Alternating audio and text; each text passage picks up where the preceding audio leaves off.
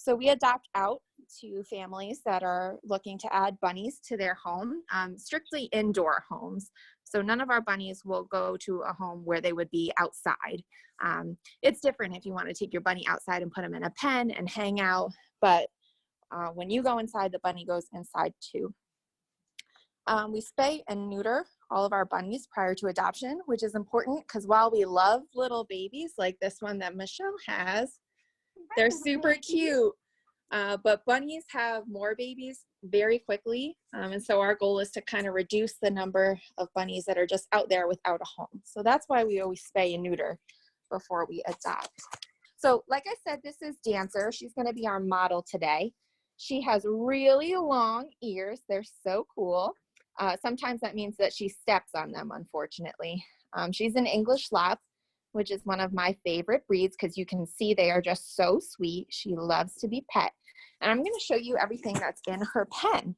So this is called an X pen, and you can see it's pretty big. It's also pretty tall. She's a little bit of an escape artist, so we try to give her as tall of a pen as possible. And this is really what we prefer for our bunnies when they get adopted. Most like rabbit cages that you'll see in the pet store or online, like on Amazon, are just not big enough, even for bunnies that are smaller. So when they have a pen like this, they have lots of room to stretch. They can run around. They can do binkies, which is when they flip in the air. And then they'll still need to be let out of this pen for 3 to 4 hours every single day. So the awesome thing about a bunny is that they really want to play. They love attention. They love to run around.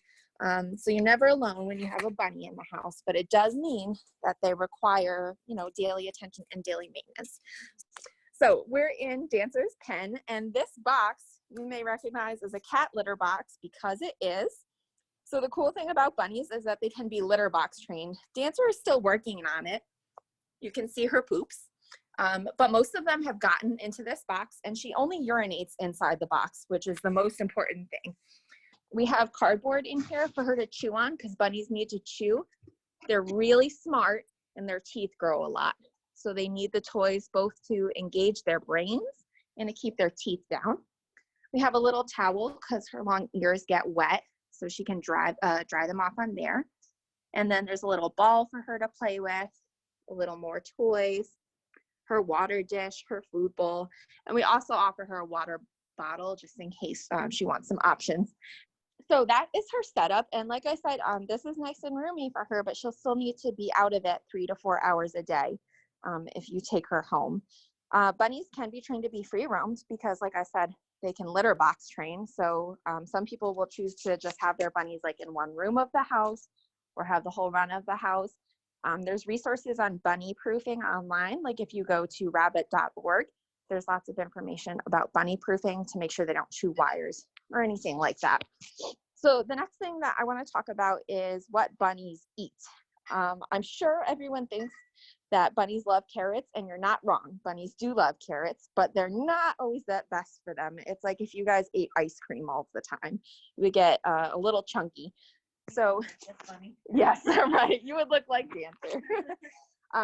So you'll see that all these bunnies have hay in their litter boxes because hay makes up 80% of their diet.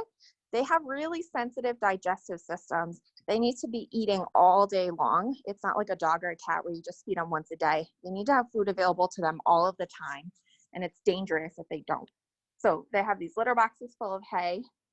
You can see these pellets right here in Pete's cage. Hi, Pete. So you can see his pellets. Those are Timothy hay pellets. If he was a baby, like these guys over here, so these babies are about 12 weeks old. So until they're 6 months old, they're going to eat an alfalfa pellet. But once they're 6 months old, we're going to switch them over to Timothy pellets so they don't get too chunky. They're cute when they're chunky, but it's not good for them. So these guys are eating alfalfa pellets right now. So their diet is mostly those pellets, about a quarter cup a day, and hay, and then lots of fresh veggies like leafy greens and herbs. And you can do a little fruit or a carrot occasionally, but not too much because it has sugar. So now, speaking of baby bunnies, this is one of our tiniest babies. He's 4 weeks old. He came to us from Vermont, the Humane Society in Rutland, and we got them when they were 2 weeks old.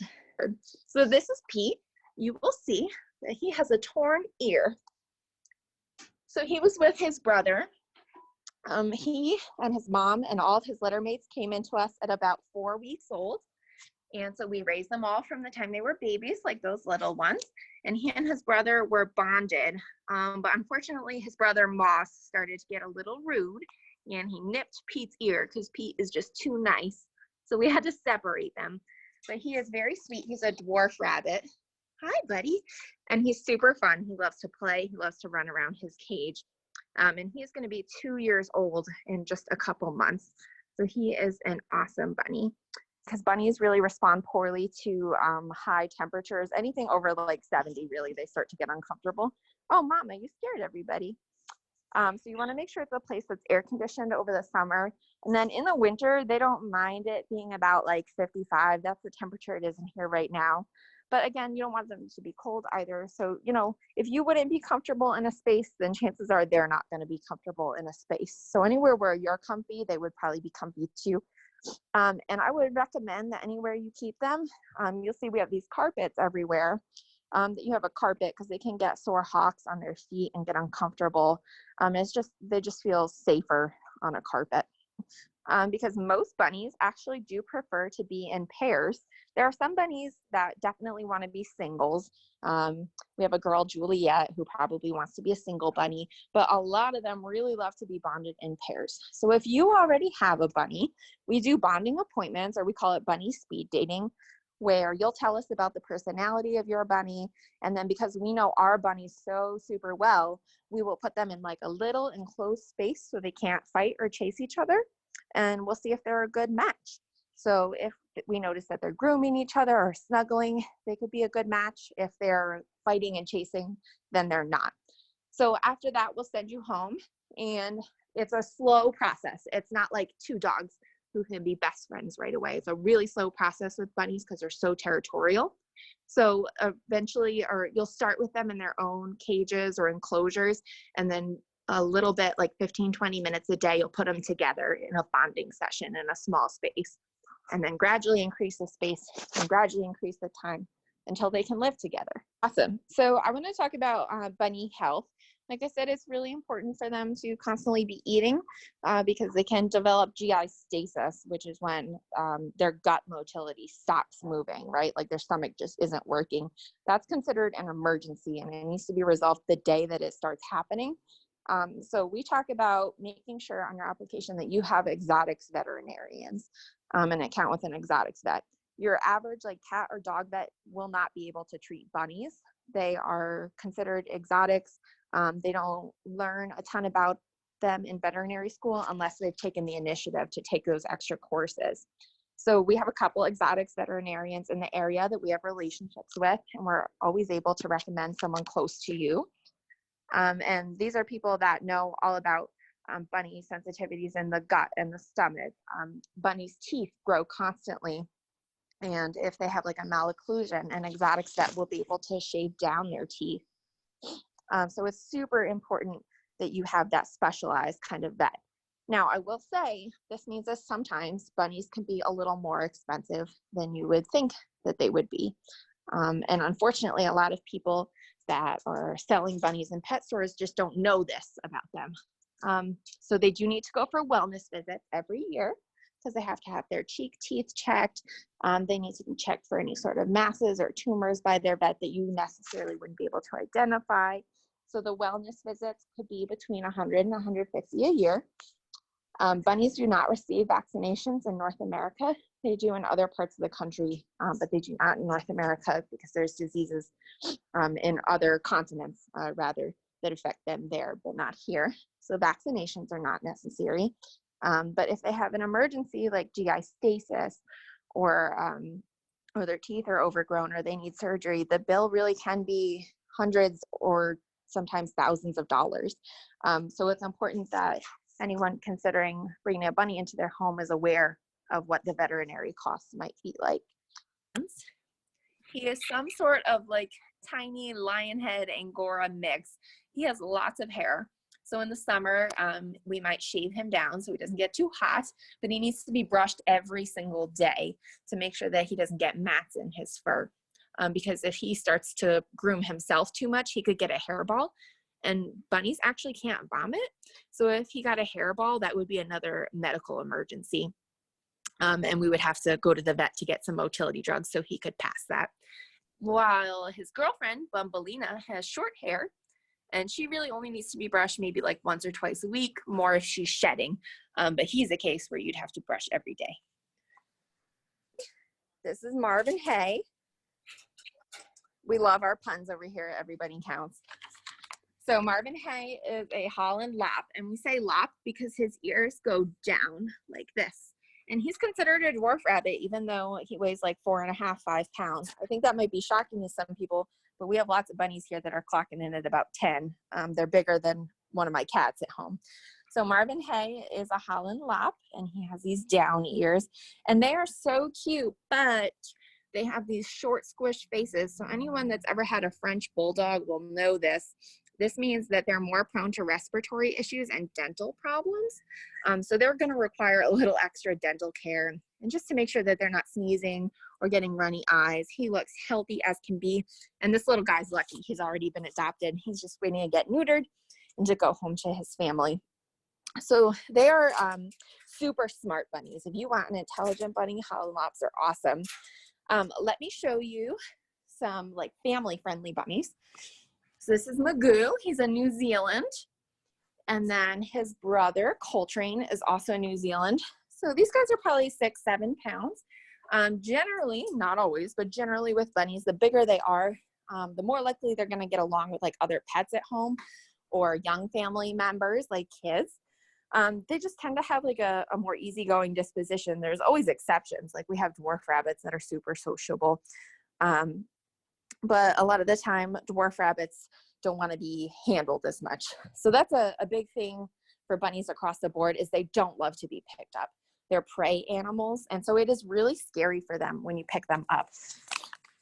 But the larger ones generally have an easier time cuddling. Now, Southie, we pulled off the street in New Britain. Hi, buddy. And let me see if you can see his fur. So he has really short, dense fur because he is a Rex. So they're the ones that are super soft, like velvet. So they are the softest bunnies. And he's also so sweet. He loves to give kisses. Now, the thing about Southie and some other calls we've gotten recently is they were strays and they were dumped on the street. And that's why we think it's so important that people don't buy rabbits as gifts for people, because you don't always know that they're going to be able to handle them, that they know about their proper care. And a lot of times they just get dumped, which is illegal. They can't survive in the wild. They're domestic rabbits. They have no instincts, and we have to go out and get them. So it's really important that around this time of year especially, you do lots of research before you decide to bring any animal, but especially a rabbit, into your home. Hi, this is Bjork. She's actually a baby, if you can believe it. She's not a year old yet. If I had to guess, she's probably about 10.5 pounds. And she's not even a purebred Flemish giant. She's a mix. And you can tell she has those big, big ears, and she's just huge. She eats so much. So this is Blackjack. He's the biggest bunny we have right now. Blackjack is probably closer to 14 pounds. What do you think, Michelle? About 14, 15? I don't even want to know. He's too big. So in this way. Yes. He was always big when he was a baby. He was adopted, and then he had to come back. Family circumstances changed, and he's trying to lose weight. This is his girlfriend, Carmen. So they're both very big bunnies.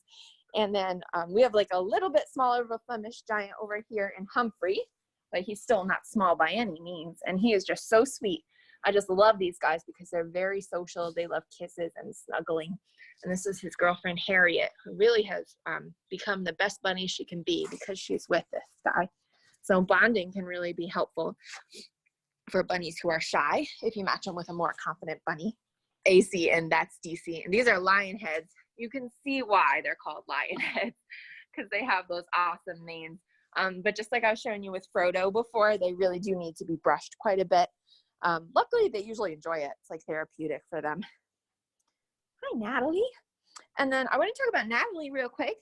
She's a ruby-eyed white. So she has red eyes and she is white. You can see she is very curious. Very sweet. And these are some of my favorite bunnies. And I know they're some of Michelle's favorite bunnies too, because they are so intelligent. They're the ones that unfortunately are subjected to lab testing a lot of the time, or even like meat breeding. But they are really super, super smart bunnies, and they are always so, so sweet. And people can be hesitant to adopt them because of their red eyes. I don't get it. I think it's super cute. But whenever I see red eyes, I know it's going to be a special bunny. So we've had lots of luck lately adopting out these ruby-eyed whites. We have 6 babies that are the older babies we showed you earlier. They're 12 weeks old. One of them has blue eyes. The other 5 have red. But we just know they're going to be awesome bunnies. I've never met one that wasn't. Keep checking our online calendar, because we'll be adding more of these virtual programs that you'll be able to register for. So if there aren't any more questions, thank you so much to Becky and EveryBunny Counts for doing this with us. Thank you guys all for joining us. That definitely brightens my day. All those spread the word about bunnies. adoption.